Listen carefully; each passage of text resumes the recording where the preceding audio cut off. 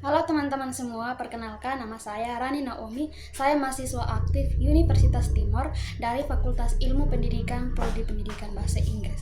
Saya akan membahas beberapa poin, yaitu pengertian bayi tabung, yang kedua proses terjadinya bayi tabung, ketiga manfaat bayi tabung, dan keempat dampak positif dan negatif dari bayi tabung. Yang pertama, pengertian bayi tabung. Bayi tabung adalah istilah yang digunakan untuk merujuk pada proses pembuahan di luar tubuh manusia. Ini melibatkan pengambilan telur dari seorang wanita dan pembuahan di laboratorium dengan sperma dari seorang pria. Selanjutnya, embrio yang berkembang kemudian ditanam kembali ke rahim wanita untuk proses kehamilan yang normal. Metode ini membantu pasangan yang mengalami kesulitan untuk hamil secara alami. Yang kedua, proses terjadinya bayi tabung. Proses bayi tabung melibatkan beberapa langkah. Pertama, wanita menerima hormon untuk merangsang produksi telur matang dalam ovariumnya. Kemudian, telur tersebut diambil melalui prosedur yang disebut aspirasi folikel. Di laboratorium, telur ini kemudian dicampur dengan sperma yang telah dikumpulkan dari pasangan atau donor. Pembuahan terjadi di dalam cawan laboratorium. Embrio yang berkembang selama beberapa hari kemudian dipilih dan ditransfer ke rahim wanita melalui prosedur yang mirip dengan pemeriksaan pap smear. Jika implantasi berhasil, kehamilan akan terjadi seperti biasa. Yang ketiga, manfaat bayi tabung. Manfaat bayi tabung adalah membantu pasangan yang mengalami kesulitan untuk memiliki anak secara alami. Metode ini dapat membantu mereka yang memiliki masalah kesuburan, gangguan hormon, endometriosis, atau masalah medis lainnya yang menghambat kehamilan. Bayi tabung juga memungkinkan pasangan yang tidak dapat mengandung anak dengan cara konvensional seperti yang diakibatkan oleh kondisi medis tertentu untuk tetap memiliki anak biologis mereka sendiri. Selain itu, bayi tabung juga memungkinkan pemilihan embrio untuk mengurangi risiko penyakit genetik tertentu. Keempat, dampak positif dan negatif dari bayi tabung. Dampak positif dari bayi tabung termasuk memberikan kesempatan bagi pasangan yang mengalami kesulitan untuk memiliki anak secara alami untuk menjadi orang tua. Ini juga memungkinkan pemilihan embrio untuk mengurangi risiko penyakit genetik tertentu. Selain itu, proses ini membuka pintu bagi pasangan LGBT dan individu tunggal untuk menjadi orang tua. Namun, ada juga dampak negatif yang perlu dipertimbangkan. Proses bayi tabung seringkali mahal dan tidak selalu berhasil, sehingga dapat menyebabkan beban finansial dan emosional yang besar bagi pasangan yang mencobanya. Ada juga risiko komplikasi medis, baik bagi ibu maupun bayi, terkait dengan prosedur pengambilan telur dan transfer embrio. Selain itu, beberapa orang mengkhawatirkan implikasi etis dan sosial dari teknologi reproduksi yang semakin maju ini. Demikian presentasi saya, sekian dan terima kasih.